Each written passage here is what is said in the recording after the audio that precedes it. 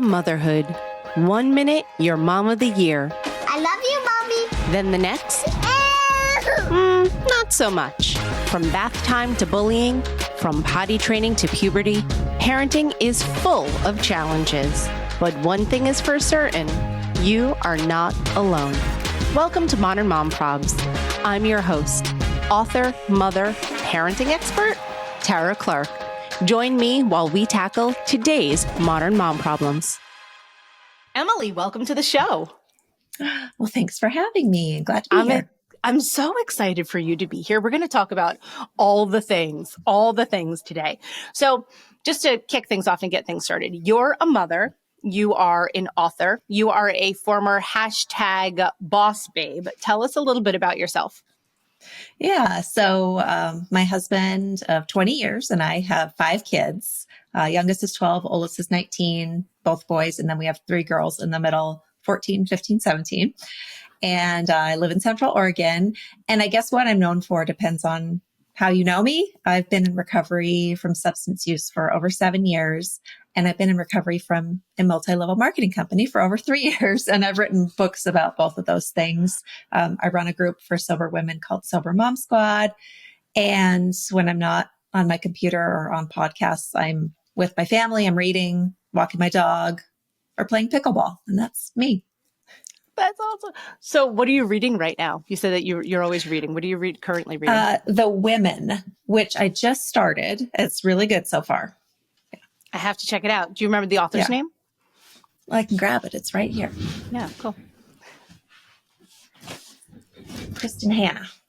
Kristen Hanna. Okay, The Women. Yep. I always love good book recommendations, as evidenced by this entire podcast, because I'm constantly Right. bringing authors on talking about books and like, what are you reading? I don't know. I just read this. Speaking of books that everyone should read, I want to talk about your book. Hey Hun, Sales, Sisterhood, Supremacy, and Other Lies Behind Multi-Level Marketing. So in this book, you truly talk about the dark side of MLMs in a fictitious atmosphere. Like, you do not reveal the name of the company that you had worked for. So Right. I want to talk about the book. At what point in your life, in the span of your life, that you were like, this needs to be a book? People need to know about this, and I need to be the one to write about it. Yeah.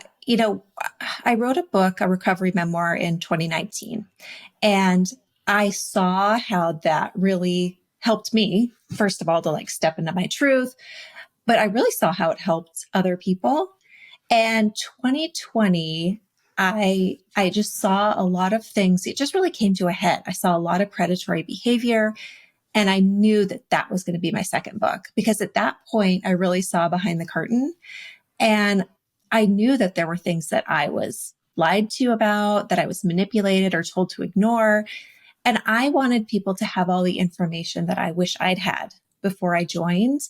And with that, all the, blatant misinformation that seemed to proliferate. There was a lot of like anti-mask propaganda. And I saw just a really scary Christian nationalism explosion, specifically within MLM, and really predatory behavior. It was bad before, but COVID made it a lot worse. And so I knew I couldn't stay silent. And I'd been so loud promoting MLM that I wanted to be just as loud once I realized that it wasn't okay.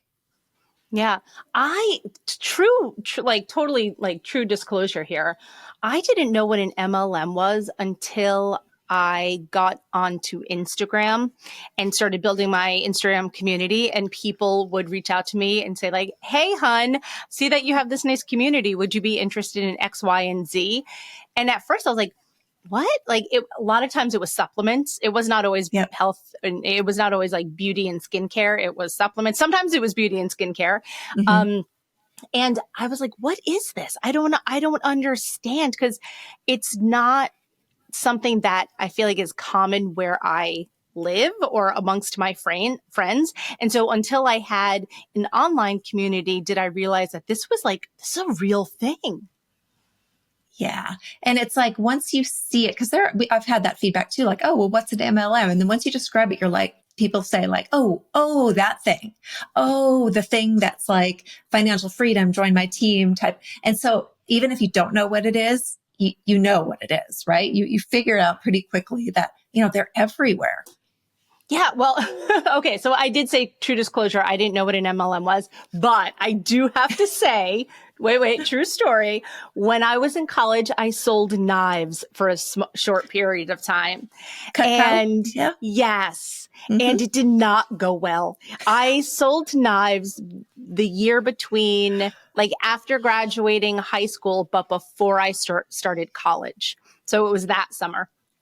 Yep. And I was bad at it. I am not a good salesperson. I like hit up my friends and neighbors and, cousins and all of that kind of stuff to buy knives. And I'll never forget this because this was probably my best bit of sales advice. My former boss babysitting, like I used to nanny for his kids, and he was a businessman. And I guess they knew that they were going to buy the full set of knives from me. And he said to me, like, by the time I got finished, like, with my spiel, he was like, Tara, just close the deal and ask us which color you want. Don't sell us. Just ask us which color. Do you want the white handles or do you want the black handles? That's it. And I thought that was like such great advice. I mean, he obviously said it more eloquently than I did, but what he was saying was like, stop selling. You've already sold us. Close the deal with the colors. That's it. And I did. So I sold them the full set. And that was like one of the only people I ever sold the full set to. Although I do have to say the quality of those knives are really good. It's funny to me because college students are targeted for Cutco. And I'm like, what college student has a network of people who have knives? They're all college students, but whatever.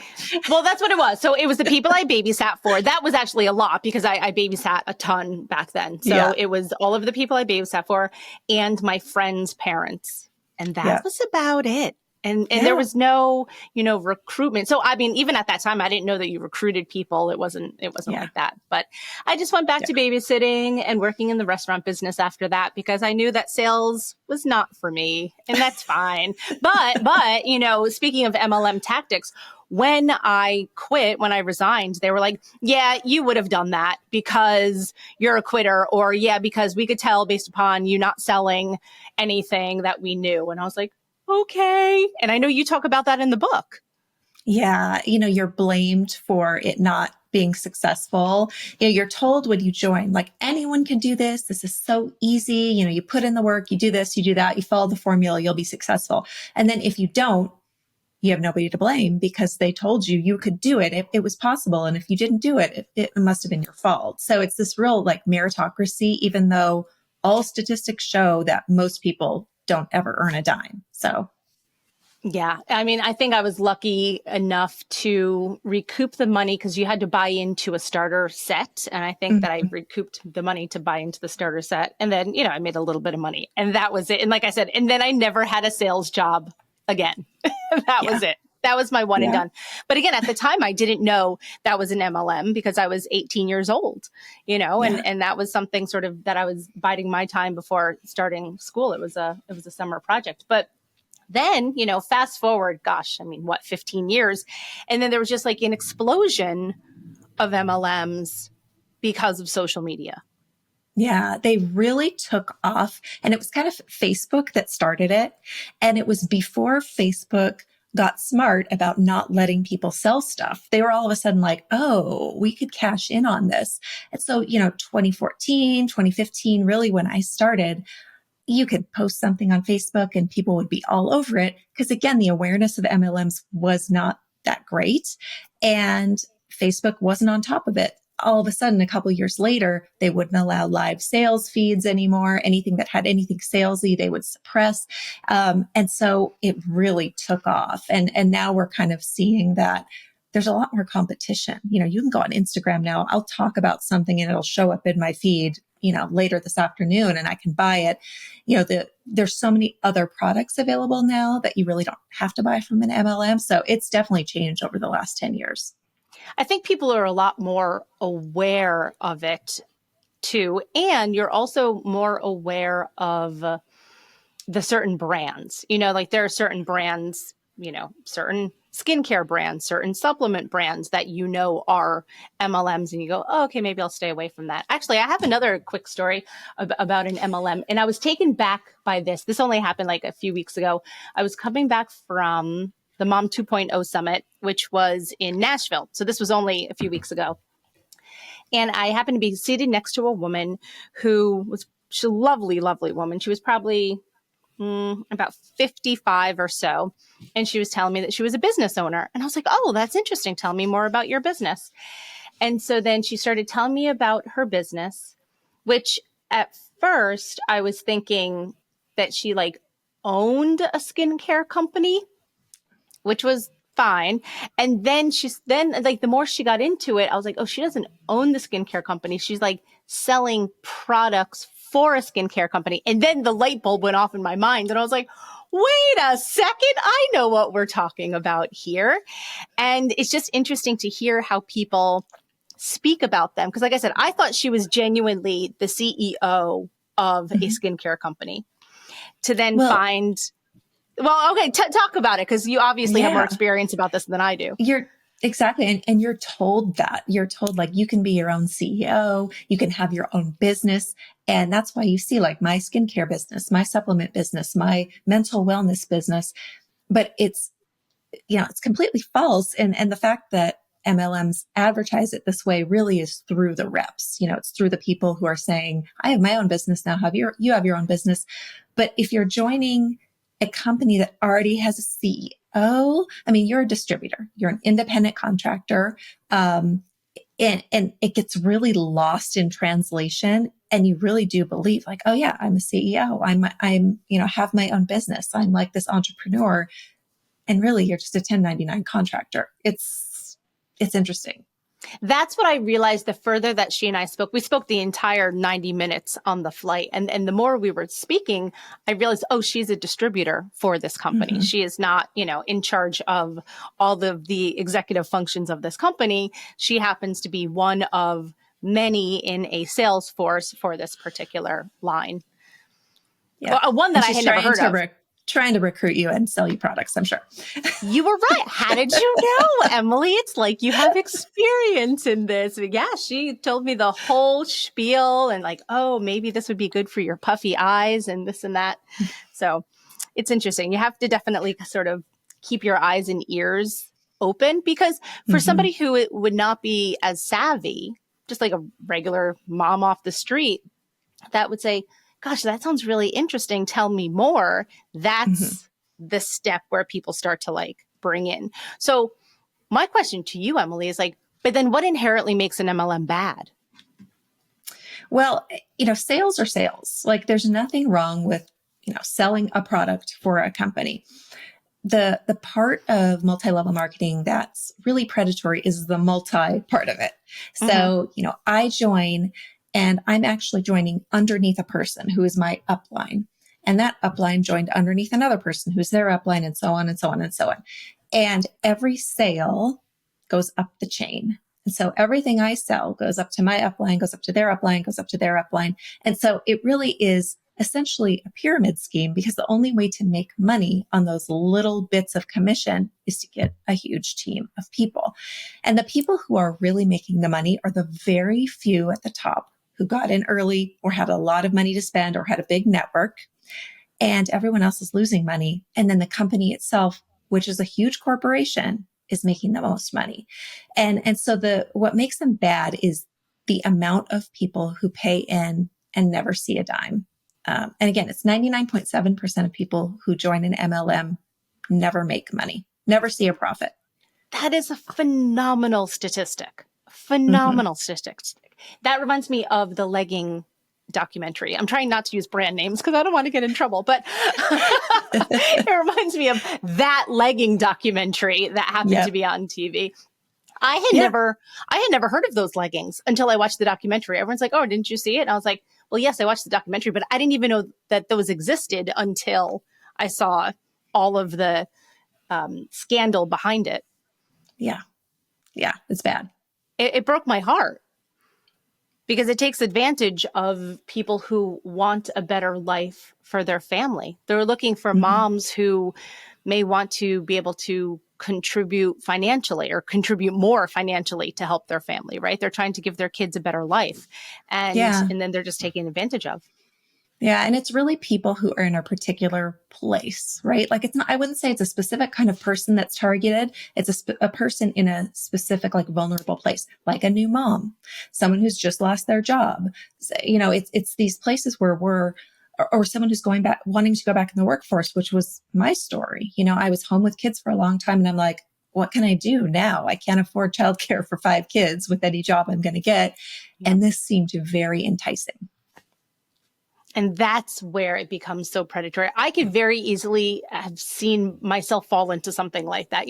When my son was 3, I started my Instagram account, and that's when I became aware of all of the supplement company. It was mostly at that point supplement companies that were reaching out to me.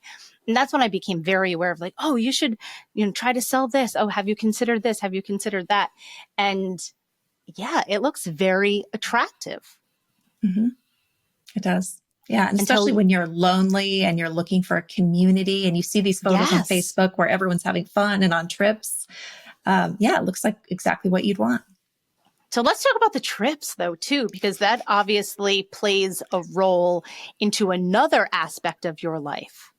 Mm-hmm. So what were these conventions like? The woman that I met on the plane was coming back from a similar convention. Oh, yeah. So these are, large group awareness trainings, which these are things that take place in every type of huge evangelical church, cults. I mean, these are really important because they're electrifying. They usually have these speakers who are really motivating, and you feel this like you're on this mission. It isn't about the products. It isn't about the company. It's like, I was made for this. I was made for more. And these are really, really key in MLMs because they keep you going. Like all they need to do is keep you going to the next group awareness training, even if it's local. And what's really hard about these is they're expensive, right? So you're told that these are essential and you're not making any money, but you've got to pay to go there. You have to go. That was going to be my next question. Are these people paying out of pocket to attend the conventions? Oh yeah, they're not paid. And conventions are a thing in, corporate America too, but like you are paid to go to them. Like it's paid, your room is paid.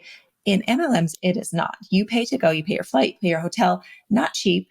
You have to go there. And then when you're there, you pay for the products. They always have some new product unveiling there. So you pay for those.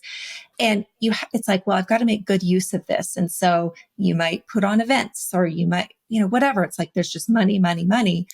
And even if you can't afford to go, you're guilted into going because the people at home can't get the new product. The people who didn't make the priority to go to convention don't get the product. And so there's just a lot of shaming and guilt built in.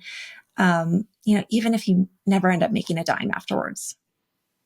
That, again, breaks my heart. And that's why we're talking about this today, though, because of the predatory nature. So you're saying that, let's say someone like missed the convention for whatever reason, they can't then order that product at a later date for their territory?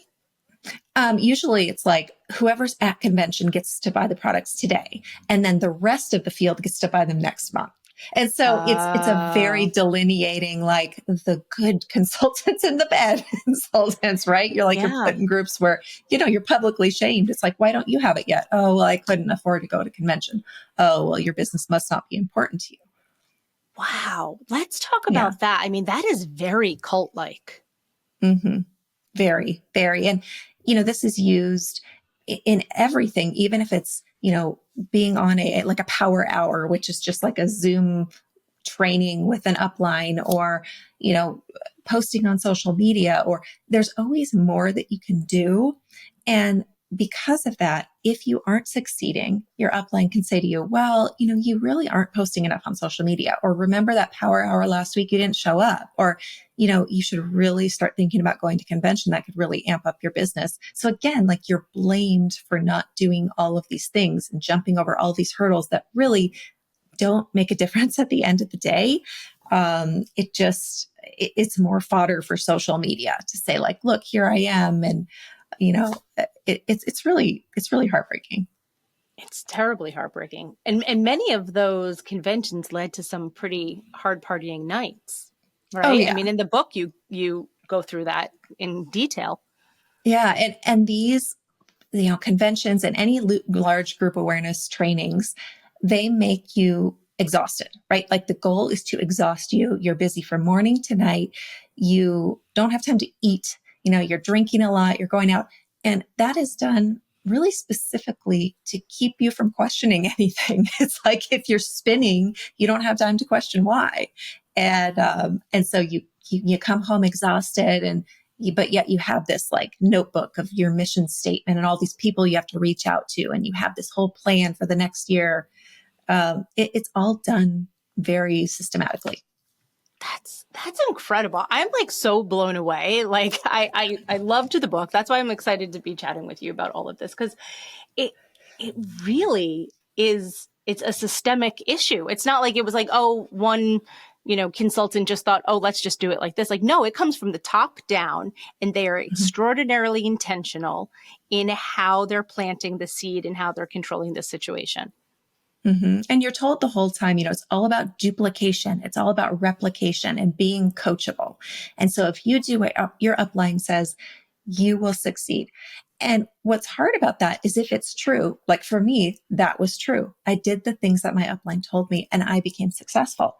And so of course I assumed if the people I brought on did the same things, they would be too. And then they weren't. And so who was I to blame? Well, of course I would think they must not be doing all the things, right? When at the heart of it, the system is flawed. Huh. So do the uplines still sell their products, or are they only worried with managing their HR, their I mean, stable of people? yeah. I mean, once you get to a certain point and you have a big enough team, it's, the majority of your money is coming from all of their sales and their purchases. So that's the biggest thing that people who look at MLMs and they're like, well, you're getting a commission on other people's purchases. Is that really bad? Most of people's purchases are for themselves. And so, for example, in my company, I had to buy $100 worth of products a month. Well, guess who got a cut of that? My upline. Guess who got a cut of that? Her upline. And so when everyone on your team is required to buy products to stay active every month, that's where the majority of the sales are coming from. And so that's what makes them extremely predatory, is that it's pay to play. You have to pay in order to stay in the system. And so if you have a big enough team, I mean, all you have to do is make money off of what they're purchasing for themselves. You don't have to worry so much about selling. That's why the people at the top make the most. That makes sense. Gosh, Mm-hmm. that is wild. So in 2015, you had received a cancer diagnosis. Mm-hmm. How did that impact your business? Yeah. I mean, initially I was worried that it would be the end of it. Yeah. I didn't know how I would deal with like this huge life-changing thing and also continue keeping my business afloat. Right. But my upline suggested doing a charity event. And on its face, it sounded great.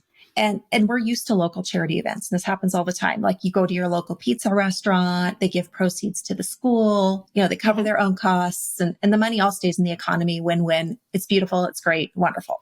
Yep. But in an MLM, what's different is, again, there's layers of pay built in. So even if I said, okay, hey, everybody, I'm going to have this event, and any profits I make, I will donate to this charity, this hospital charity. Well, that sounds all lovely. But my upline was still making a cut of the sales. Her upline, and so on. And then the parent company was making money. So even though I gave my profits to charity, everyone above me was benefiting. And all those sales went into my title, my promotion, being shouted out on social media, qualifications for trips. So it was really duplicitous at the end of the day, when all I could have done was said to people like, hey, can you donate $20 to this charity? And totally cutting out the business altogether instead of requiring them to buy some overpriced subpar product, right? So it was something in the moment that seemed wonderful and charitable. Looking back was really gross. And I ended up, 2 years later having a cancer relapse.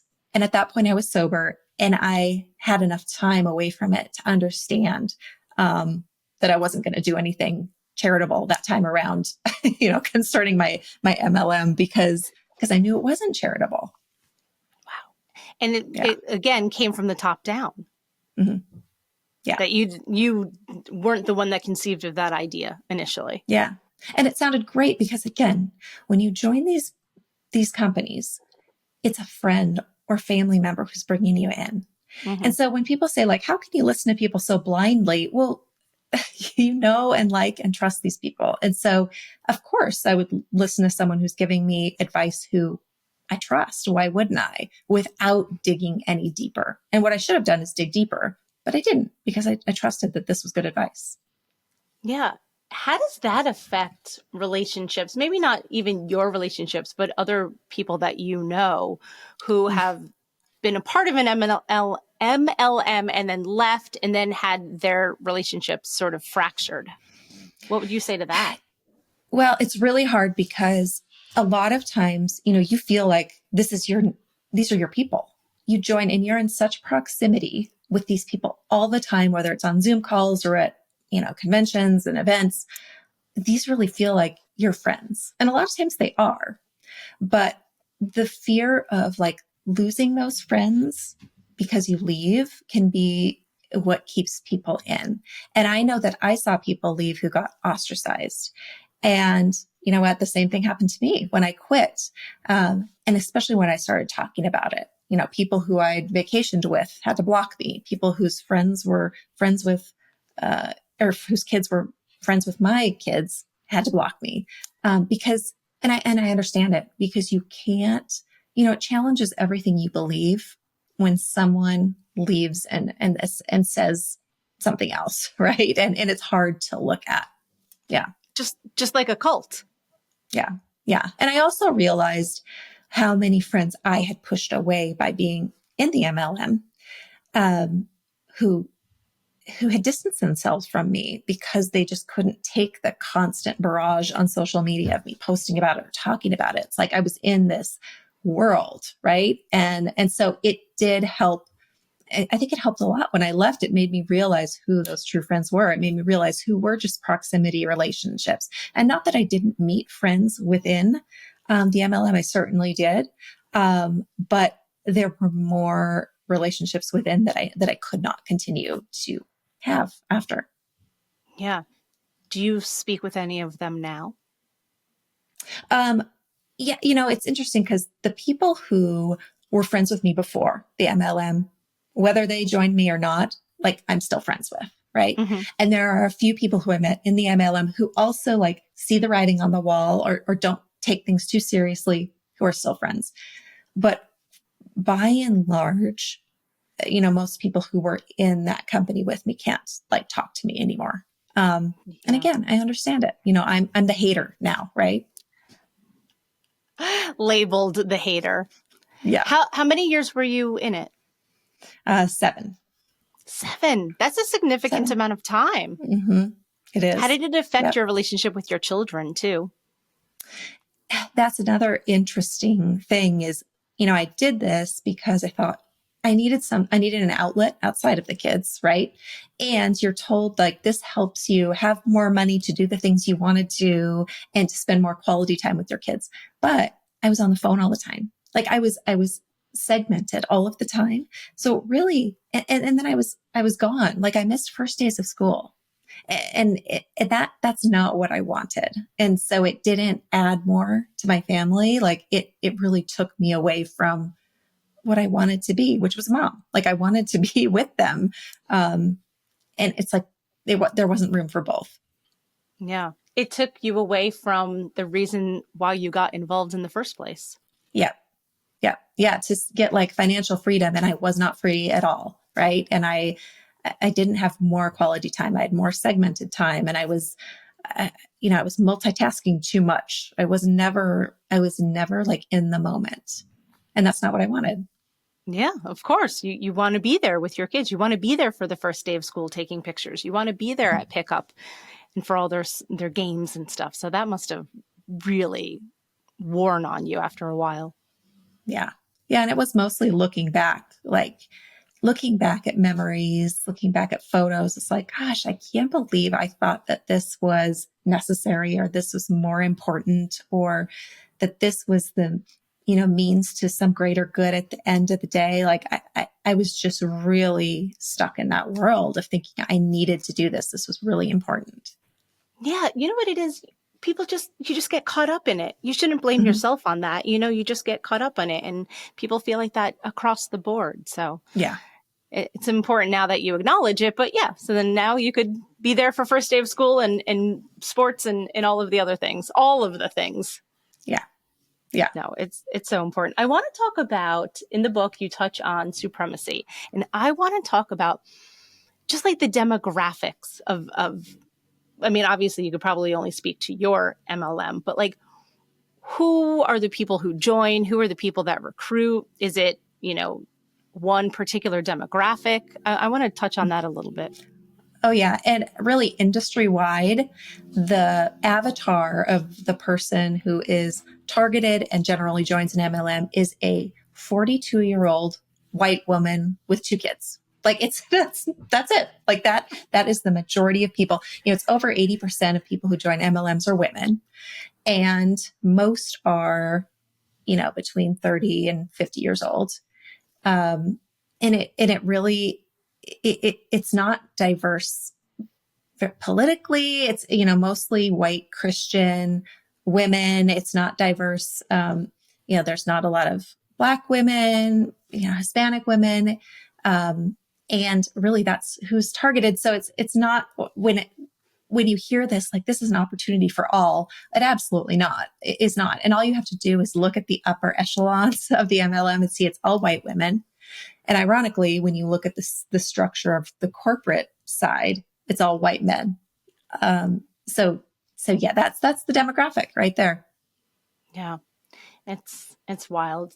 Your book is really, like, it was so eye-opening. Like I said, for someone who didn't have a firm background on MLMs. And I mean, despite selling knives for 2 months, just despite that, selling knives 25 years ago might have been, a little bit different. But no, I thought it was so eye opening. And then also too, and I want to talk about your sobriety and the Sober Mom Squad and all of that too. So like everything that you had was just like so eye opening in your book. So I want to talk a little bit about the Sober Mom Squad. At what point did you realize I need to get sober?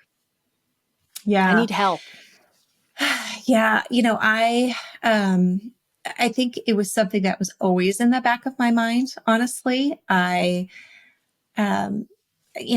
drinking was just sort of always there for me, and it was always there, but always made sense. Like, when I was a rebellious teenager, and then I was in college, and that's what college students do. And then I was in my early adult years. And so even though I always questioned it, I always fit with my peers. And after I became a mom, the drinking really increased. Like, I really fell into that mommy wine culture.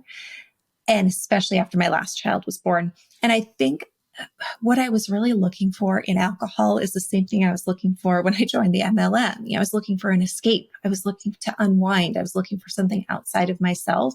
And so that really, it was just something that I felt was missing and like I needed, right? And so I found this MLM. It was like, oh, there's people who are having fun, and oh, wine is also included. Perfect.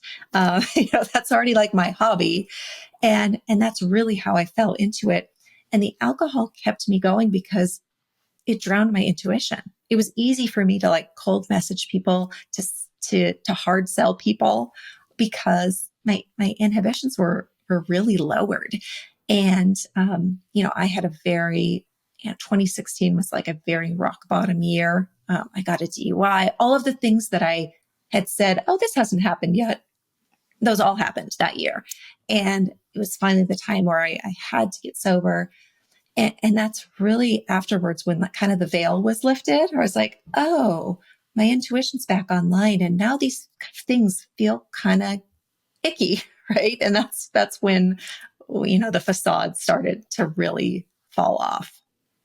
Is it a true story that you got a DUI the night that you got your white Mercedes? I didn't know if that was fictitious or if that actually happened. It was, So in the, it was Alexis, in the company. There's some things that are, fictionalized, whatever, but it was Alexis. Right. And it was actually the day that I earned it. I was driving home in it and I got a DUI. Yeah. Wild. That is wild. I mean, wild. There's something out of a movie that you worked very hard to achieve this almost unattainable prize. And then you partied too hard and made some bad decisions. And then that was it.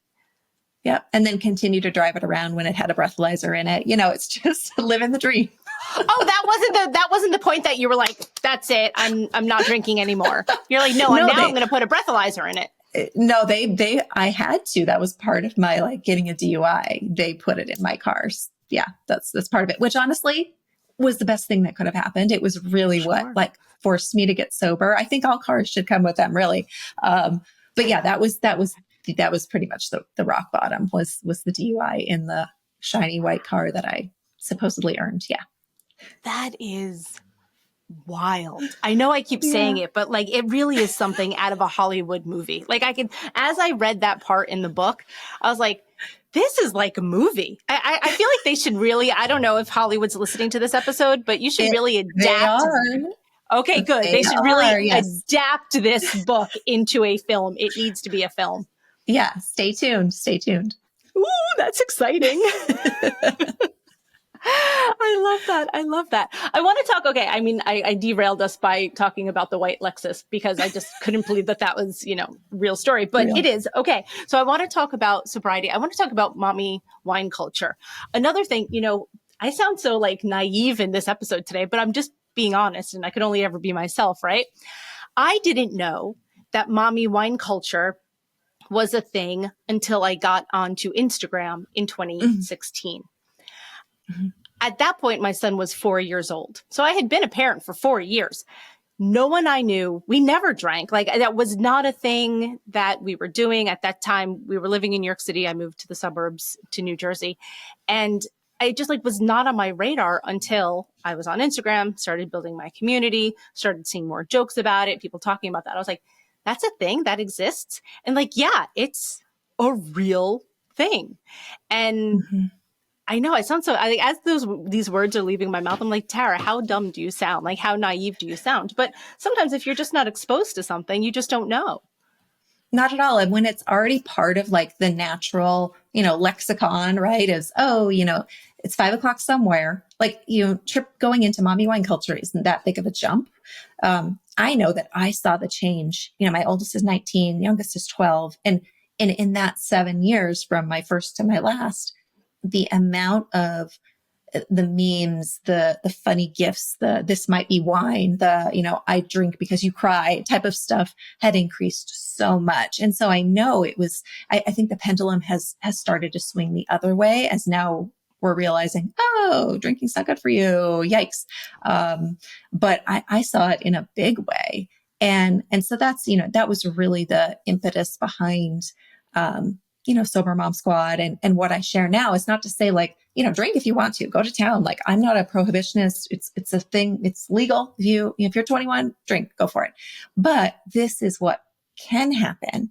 And also let's rethink how we talk to our kids about it. And maybe let's not make a joke out of needing to get drunk to parent, right? And so just kind of reevaluating some of the things we say. What do we say to other moms? Should we bring moms champagne in the hospital after their baby's born? I don't know. That's a thing? Is that a thing?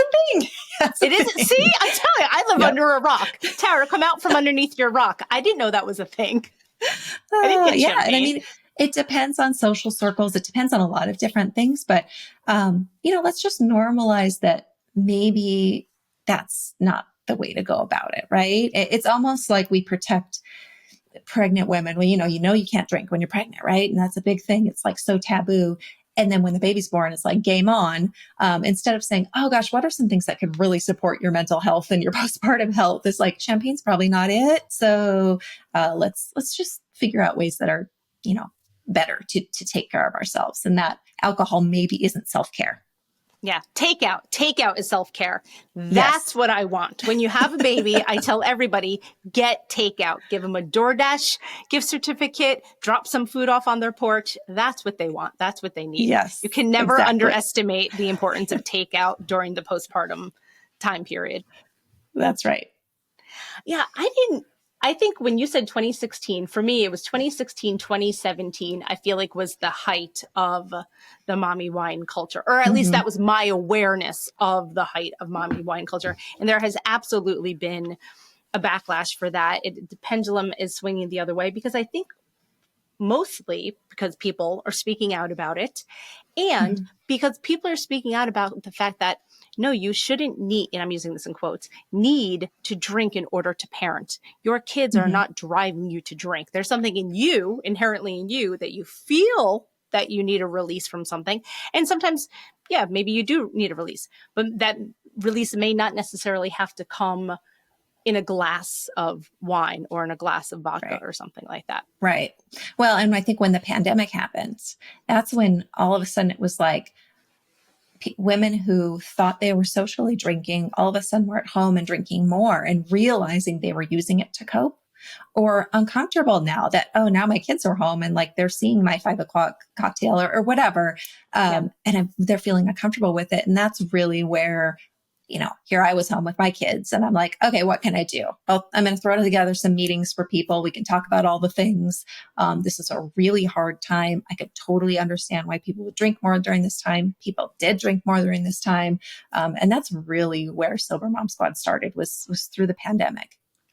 That was so needed during the pandemic. People were home. They had no release. Everyone's stuck in their four walls. And yeah, I agree. My husband and I are not big drinkers by any stretch of the imagination. I mean, occasionally at best, and not even home, like at a restaurant, anniversary kind of stuff. And we found ourselves having cocktails at home when that was something Mm-hmm. that was like absolutely not in our repertoire of doing. Like we'd get a bottle of vodka and then some mixers and we would have cocktails. And again, we would probably only have one or two drinks, but that's a lot for us because to go Mm-hmm. from 0 to 1 or 2 is, doubling what you're doing. And then we noticed that we were like, you know what, maybe we should kind of just take it easy on this. But again, you get caught up with, like you said, with the culture sometimes of like, well, everyone's home. Either you're making sourdough or you're drinking cocktails. And those Yeah, were like there the was a two lot of things. sourdough. Yeah.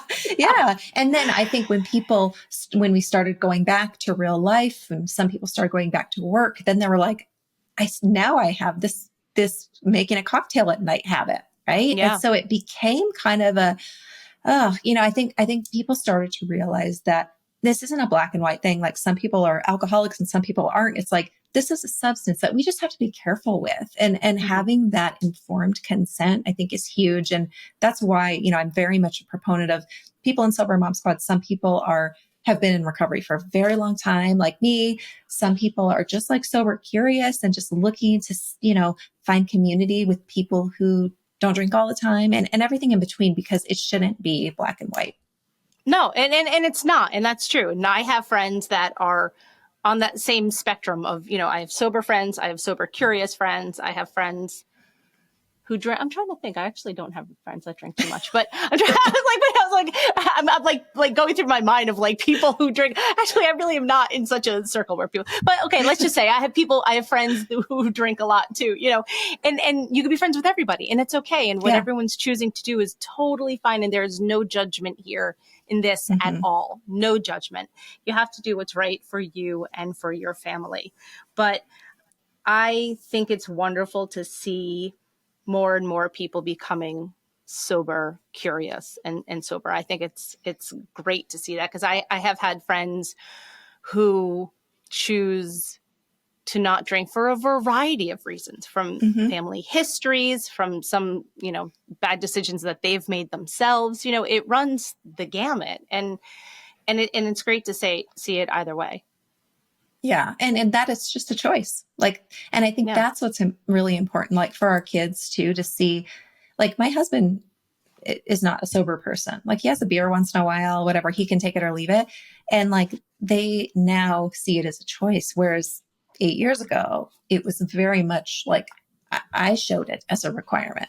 Right. And now not so much. And it's opened up so many great conversations. So I think the fact that there's people who just, I don't drink for health reasons or whatever, it just makes it so much easier on everyone to not have that pressure when they're out that they have to drink. Right.